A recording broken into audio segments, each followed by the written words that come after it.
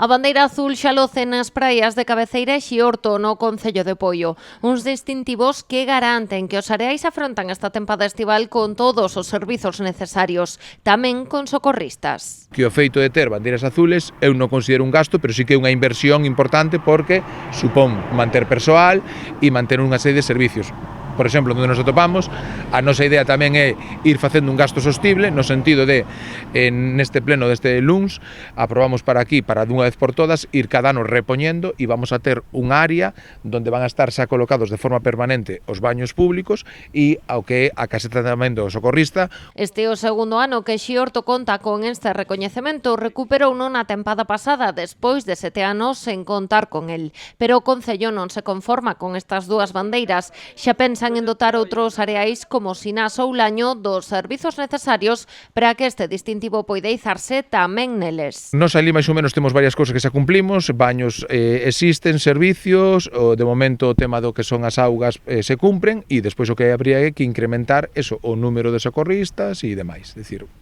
habilitar pois unha partida donde para poder cubrir ese servicio. Así as cousas, dende o Concello matizan que a súa aposta por garantir a calidade e o bo estado dos areais esténdese a todas as praias do municipio. De feito, nas últimas semanas intensificou a súa posta a punto con diferentes intervencións. No caso do Concello de Poio, pois se fai un reforzo tanto no que no número de peóns, en este caso contratados co plan da Diputación, como a provincia en colaboración, donde xa desde as 6 da mañán pois hai un servicio de praias para que cando se chega ás praias, pois as praias estén limpas, as papeleras baleiras, a empresa en este caso tamén da recollida, a concesionaria do lixo tamén reforza o servicio para a limpeza tamén. Ademais destas dúas bandeiras azuis nas praias, Poio conta con 4 sendeiros azuis que xa están visibles nas rutas do Laño, dos Muiños de Samieira, no litoral de Poio e na variante espiritual do Camiño Portugués. Tamén conseguiron o recoñecemento do Centro Azul para a Casa Museo de Cristóbal Colón, consolidando a oferta ambiental e turística do municipio.